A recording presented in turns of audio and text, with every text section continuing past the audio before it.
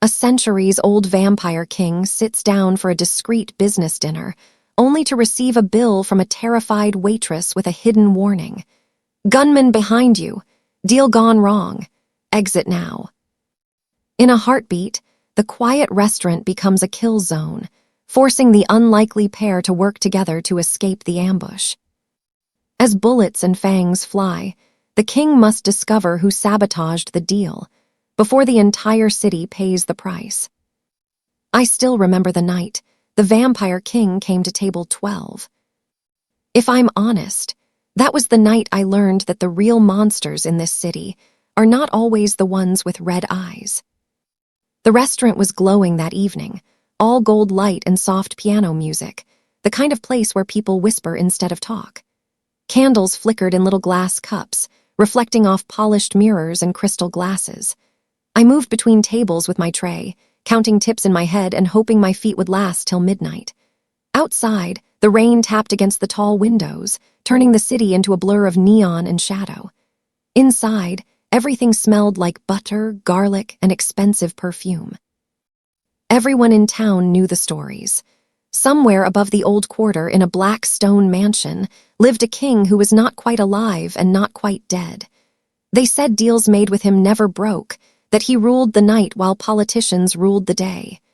We called him the Vampire King, half as a joke, half as a warning. I never thought I'd be the one pouring him water. He walked in without an announcement, but the room felt it. The air shifted, like when the power goes out for a second. He was tall, dressed in a dark blue velvet coat that almost drank the candlelight.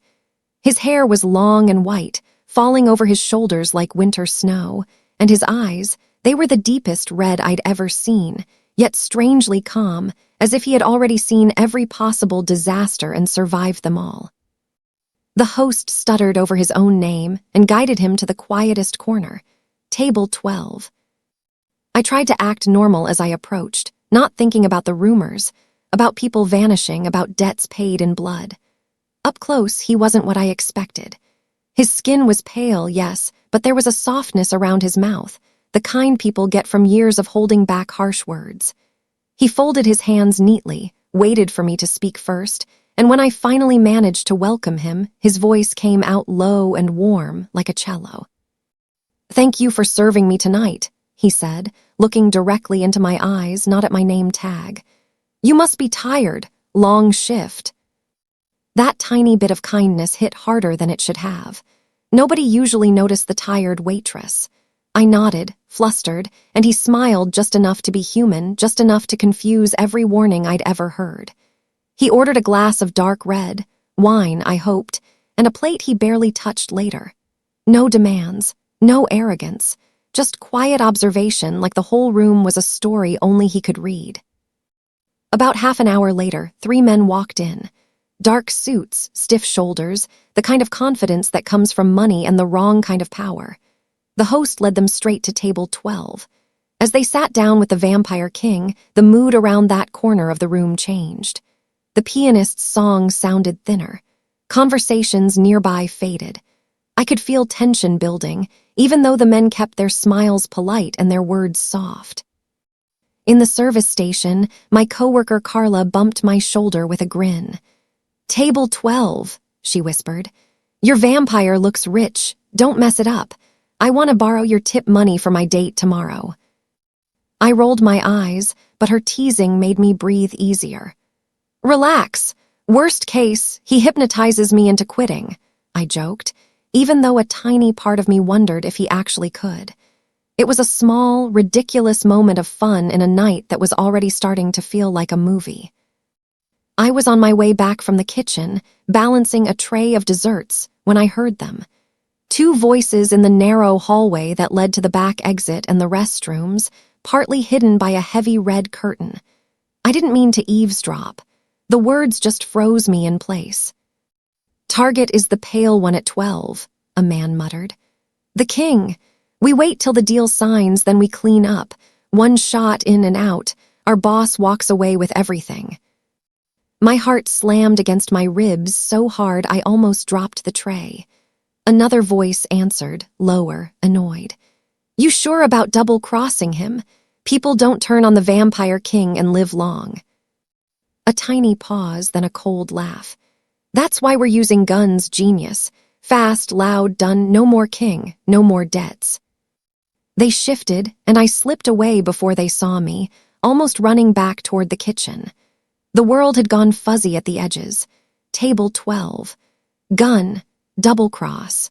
For a second, I leaned against the counter, breathing hard, listening to the clatter of plates and the hiss of the grill like it belonged to another universe far away from what I just heard. I told myself it wasn't my problem. These were powerful men playing dangerous games.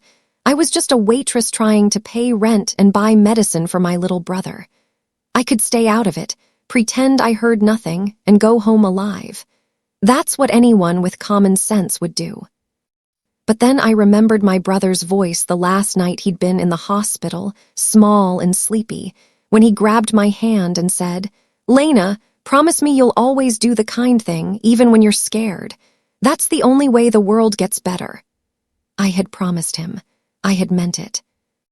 Kind to whom, though? To the mysterious king everyone feared? To the men at the bar who laughed like they owned the city? To myself? My hands trembled so badly I had to set the tray down. Fear crawled up my back like cold water. Yet under it, there was something fiercer, something stubborn. If I let someone be murdered 2 tables away and did nothing, who was I becoming? "What's wrong?" Carla asked, frowning at me. "You look like you saw a ghost."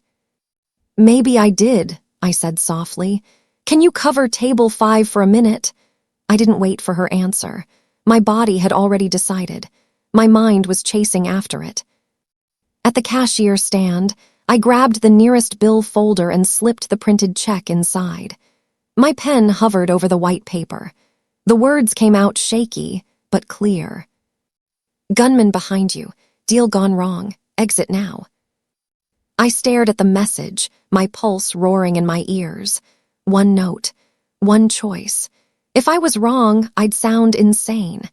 If I was right, I was warning a man who might be more dangerous than any gunman. Saving him could mean putting everyone else at risk, including me. But I thought of how he had asked if I was tired, how he had spoken to me like a person, not a servant. I thought of all the times people had looked at me, poor, exhausted, small, and decided I didn't matter. Maybe monsters were just people everyone had already given up on. Maybe someone once had chosen not to warn him.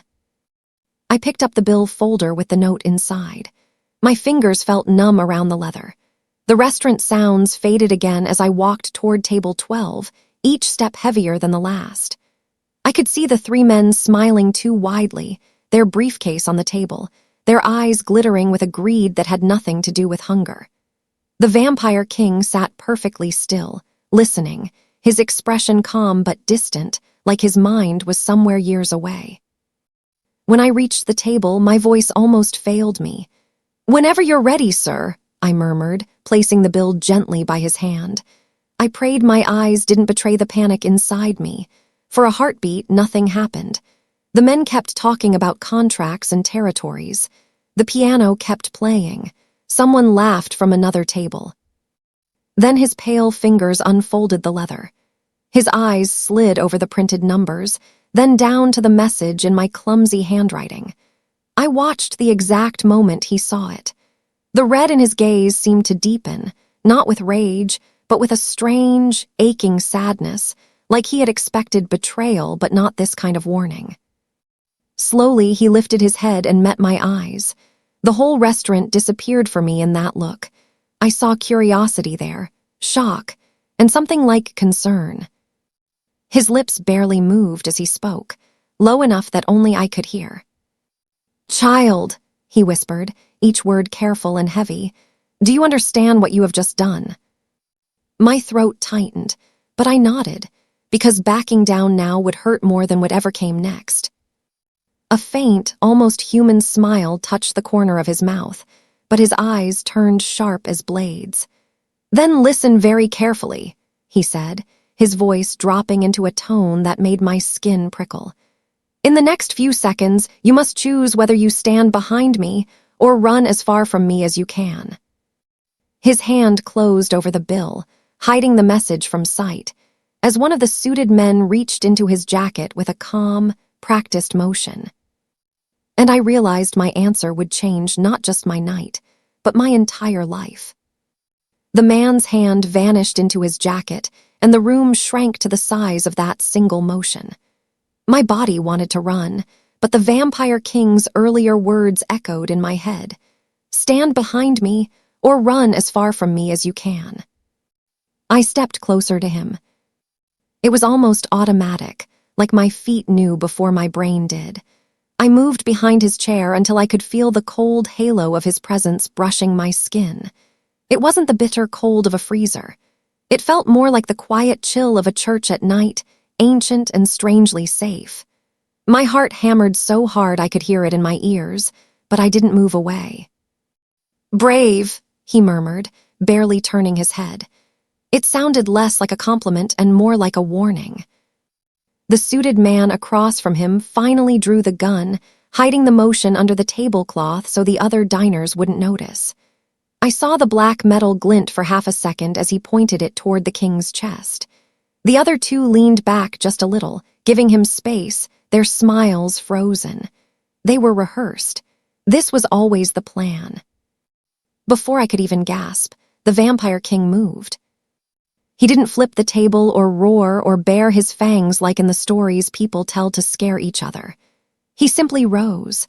The air around us seemed to thicken, pressing against my ears. For a heartbeat, the lights flickered, the chandelier crystals humming softly, as if the entire building inhaled with him. "Do not," he said quietly. The gunman's arm locked mid-motion. His fingers strained around the grip, muscles bulging, but the weapon wouldn't lift the last few centimeters. Sweat broke out on his forehead. Confusion flickered across his face, then fear. What are you doing to me?" he stammered. The Vampire King's eyes had darkened, but there was no wild rage in them, only a tired disappointment you'd expect from someone who had seen this choice made 1,000 times before. He reached forward with unhurried grace, placed 2 pale fingers on the gunman's wrist, and the man's hand simply opened. The gun dropped softly into the king's free hand, as if it had always belonged there. Around us, conversations faltered. Someone at a nearby table let out a nervous laugh, thinking this was some bizarre magic trick. They didn't see what I saw. The way the king's jaw clenched, the faint tremor in his fingers, like every use of his power cost him something he didn't want to admit. "You had a chance," the king said to the man, voice low but clear. "You sat in front of me and spoke of peace, all while planning to murder me in a room full of innocents. There are many ways to be a monster. Tonight, you chose one of them." "Why you're not innocent," one of the other men snapped, though his face was pale. "You're very aware of my sins," the king cut in. There was no pride in his tone, only a weary honesty. "That is why I came to make this deal, to end the bloodshed you profit from." He slid the gun across the table toward the far edge, away from everyone. His eyes never left the man's face. "Walk out of here, all of you. Tonight is the last time I allow you to trade in fear under my skies. Go home and decide who you want to be without a weapon in your hands." For a second, I thought he might actually let them go. Then, from the direction of the hallway with the red curtain, a sharp sound sliced through the soft piano music. The hiss of fabric, a muttered curse, the metallic click of another gun being drawn in panic. The king's head snapped toward the sound. I followed his gaze just in time to see another man, one of the voices from the hallway, push through the curtain, arm extended. There was no hesitation in his eyes, no moral struggle. He was just doing a job. "Down," the king breathed. He grabbed my wrist and pulled me behind him as a shot exploded through the restaurant. The sound shattered the room. People screamed and ducked. Glass chimed as a window behind us burst into a spiderweb of cracks, raining tiny shards onto empty chairs. For a heartbeat, I thought I'd been hit. My body felt electric, numb. Then I realized I was still standing, pressed against the king's back. He'd shifted just enough to shield me with his own body. His coat had a neat tear along the shoulder, but he didn't even flinch. He looked at me over his shoulder. "You should have run," he said, not angry, just quietly sad. "If I did," I whispered, my throat tight, "who would bring you the bill?" Something like surprised humor flashed in his eyes, gone so quickly I almost doubted it. He turned back to the room, voice suddenly calm and steady, like a parent speaking to frightened children. "Everyone," he called, and the words seemed to carry more weight than sound. "Please move toward the kitchen. Staff will guide you. No one else needs to be hurt tonight." People actually listened. That was the strangest part. Panic softened into dazed obedience. Carla caught my eye from across the room, her face white. I gave her the smallest nod I could manage. "Go." She grabbed 2 customers by the hands and started ushering them toward the back. The second gunman swore under his breath and fired again, but his hand shook. The bullet hit a chandelier instead of any person, showering the floor with glittering glass. The king raised one hand, fingers spread, and the air around the shooter shimmered faintly like heat over asphalt. The gun slid from the man's grasp and clattered to the floor as though pushed by invisible hands. "I will not kill you," the king said, and I could hear how difficult that promise was for him. "But the next life you try to take will be your own, because you will be the only enemy left." The man froze, his eyes unfocused for a second, as if a new path had been carved into his mind. He stumbled back, dropped to his knees, and started sobbing into his hands. It was messy and awkward and somehow heartbreakingly human. The king turned to the 3 suited men at the table. "Our business is finished," he said simply. "Leave, and if you send anyone else after me, you won't like who I send back." They needed no further encouragement. Chairs scraped, shoes slipped on shattered glass, and in moments they were gone, helped along by terrified staff and customers pouring through the restaurant's back hall. The king glanced at the front entrance, at the fractured window, at the city lights beyond. His jaw hardened. "They will not stop with this," he muttered, almost to himself. "If they dared to shoot here, there are more waiting outside." He faced me again, and in that moment, the vampire king didn't look like some untouchable legend. He looked like a man who had just watched the last strand of an old plan snap in his hands. "You heard them in the hallway, didn't you?" he asked. "You know there is someone above them, someone who fears what tonight's peace would bring." I swallowed and nodded. "I heard just enough to know you're in trouble, and that I just made it my problem too." His gaze softened, filled with something almost like guilt. "I am sorry," he said, and I was not prepared for an apology from a creature like him. "If I walk out that front door alone, they will still come for you. Men who fail at killing a king don't like witnesses." "So, what do we do?" I asked, my voice shaking but still there. "I have a brother, he needs me. I can't just disappear." He studied me for a long moment, weighing something I couldn't see. Then he extended his hand. "Then we make sure you live long enough to see him grow up," he said. "Come, we leave through the kitchen. My car is waiting in the alley. From this moment on, you are under my protection." I stared at his hand, pale and steady in the wreckage of my normal life. Taking it meant stepping into a world of shadows I had spent my entire life avoiding. Not taking it meant going home, pretending I hadn't warned him, and praying no one ever found out. I took his hand. We moved through the kitchen, past steaming pots and stunned cooks frozen mid-motion, into the cool, rain-scented air of the alley. A sleek black car idled there, engine purring, headlights cutting through the drizzle. The driver's eyes widened when he saw the king's torn shoulder and me at his side, but he opened the door without a word.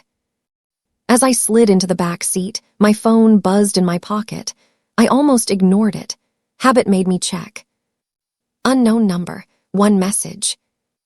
It was a photo of the restaurant from across the street, taken just minutes ago, our silhouettes faintly visible through the front windows. Overlaid on the image was a single red dot, centered on where I knew table 12 was. Below it, a line of text. You should have stayed out of this, waitress. Next time, we won't miss what you care about most. My stomach dropped. My thumb slipped, scrolling just enough to see the next message. It was just 3 words, but they ripped the air from my lungs. They had my little brother's name. The car door closed. The city lights blurred past. The vampire king looked at my shaking hands, then down at the glowing screen. His expression changed, not to the cold fury of a crime lord, but to something deeper, older, and far more dangerous. It seems, he said quietly, his voice a promise wrapped in steel, they have made a mistake. He met my eyes, and for the first time, I saw not just a king of the night, but an ally willing to go to war for someone like me. We save him first, he said, then we end this. Rain streaked across the car windows like silver veins as the city slid by in smeared neon colors. I clutched my phone so tightly my fingers throbbed, staring at my brother's name on the screen until the letters blurred. The engine's low growl filled the silence, but inside, my thoughts were louder than any noise outside. My brother is at St. Bartholomew S. I finally managed, my voice raw. He's on the pediatric floor, dialysis 3 times a week. They know his name. They could. They will not touch him, the king said, no hesitation, no doubt. Not while I still draw breath. It struck me that, for someone who wasn't technically alive, that promise meant even more. How can you be sure? I whispered. You saw what they just tried to do. They shot at you in a crowded restaurant like it was nothing. Desperation makes fools brave, he said, but it also makes them sloppy. Sending a threat with your brother's name was a mistake. Now I know their next target. That means I can get there first. He tapped the panels separating us from the driver. Change course, St. Bartholomew's Hospital, underground entrance. The driver nodded, eyes flicking to the mirror just long enough for me to see the tension there. Yes, Your Majesty. It hit me again, in a strange, delayed way. I was in a car, in the rain, racing through the city with the vampire king to save my little brother. My life 8 hours ago felt like someone else's. A girl counting tips, worrying about rent, folding napkins in a place that smelled like rosemary and butter. Now everything smelled like leather seats and wet asphalt, and the faint, impossible cold that clung to the man beside me. Why are you helping me? I asked suddenly. It wasn't ungratefulness, it was pure disbelief. You could have just wiped my memory or whatever you do and walked away. He actually laughed, a dry, surprised sound. Contrary to rumor, I do not collect mines like coins, he said, and I am not in the habit of abandoning the only person in the room who chose courage over survival. That's not true, I muttered. Everyone in there listened to you. They did what you said. They obeyed me, he replied gently. You chose to warn me before they ever heard my voice. There is a difference. He paused, then added, besides, this is not the first time you've tried to protect someone stronger than you. I blinked. What are you talking about? He studied my face as if deciding how much to reveal. Finally, he sighed, a soft, almost human sound. I fund St. Bartholomew's pediatric wing, he said. Quietly, through old foundations and names no one remembers. I do not enjoy seeing children pay for the sins of adults. His gaze slid to my phone again. 2 months ago, one of my people brought me a list of patients in danger of losing treatment if a grant was withdrawn. I saw your brother's file. And then, the very next night, I saw you. My breath caught. You saw me. At a greasy all-night diner near the river, he said. I came in alone, soaked from the rain. A faint, wry smile touched his lips. You were working a double shift. The cook burned my toast 3 times. You slipped an extra coffee onto my table and told me not to tell your manager because you weren't about to let someone sit in the dark on an empty stomach. I searched my memory and felt my face heat. I did that sometimes when customers looked lonely or sad. It hadn't been anything special, not to me. You looked like you needed it, I said quietly. I did, he replied. More than you knew. In my world, kindness is a rare and dangerous currency. That night you gave it freely to a stranger who gave you no reason to trust him. I remembered your name on your tag. I saw it again on your brother's file the next day. He shrugged, the movement elegant yet oddly self-conscious. So I made sure the funding stayed. It was a small thing for me. A lump formed in my throat. All this time I had cursed the hospital bills, the late fees, the long hours. I never once thought the mysterious private donor, whose name nobody could pronounce, might be the same pale man I handed free coffee to at 3 a.m. So tonight, I said slowly, you didn't just see some random waitress warning you. You saw me. I saw the same heart that wouldn't let a stranger eat alone, he said. And I decided that if this war I am tangled in must touch someone like you, then I will stand between you and its fire as long as I can. For a few moments, the only sound was the steady swish of windshield wipers. My fear didn't vanish, but it shifted, sharing space with something else, an unexpected warmth, a fragile trust growing in the cracks of a terrifying night. Are you always like this? I asked, almost teasing despite everything. Mysterious savior in the shadows, paying hospital bills and scaring criminals. He huffed a quiet laugh. I was not always this, he admitted. Once, I was the monster they tell stories about. I believed fear was the only language men understood. But centuries of ruling by fear only taught me one thing. Fear builds empires that crumble the moment someone braver comes along. Kindness, on the other hand, tends to outlive us all. The car slowed as we turned into the hospital's underground parking entrance. Sodium lights washed everything in dull orange. Security guards glanced up but didn't stop us. The driver flashed a small metal badge I didn't recognize, and the gate lifted.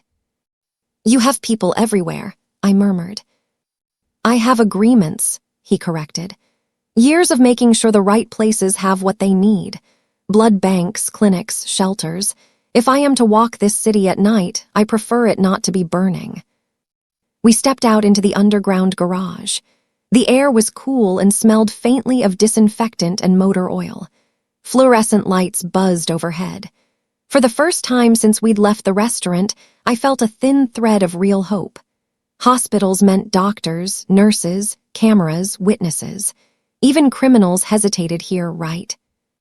The king's face was unreadable as he scanned the shadows. Stay close, he said quietly. We took the staff elevator, the one that required a key card the king somehow had.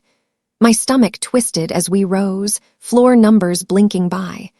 When the doors slid open onto the pediatric level, my chest tightened. Colorful murals covered the walls, painted animals, balloons, stars. The air smelled like hand sanitizer and bubblegum-flavored medicine. I hate this place, I whispered, and I love it. I understand, he said simply. We walked down the hallway toward my brother's room. Each step felt like moving through water. Nurses hurried by with clipboards, parents dozed in uncomfortable chairs, cartoons played softly on a TV somewhere. It all looked so normal. That more than anything scared me. It meant trouble could be hiding in plain sight. When we reached my brother's door, I froze. It was open. Light spilled into the hallway, but I couldn't hear the usual beep of monitors, the soft rush of the air filter he always complained about. Wait, the king murmured, raising a hand. He moved ahead of me, stepping through the doorway first. For a second, my heart stopped completely.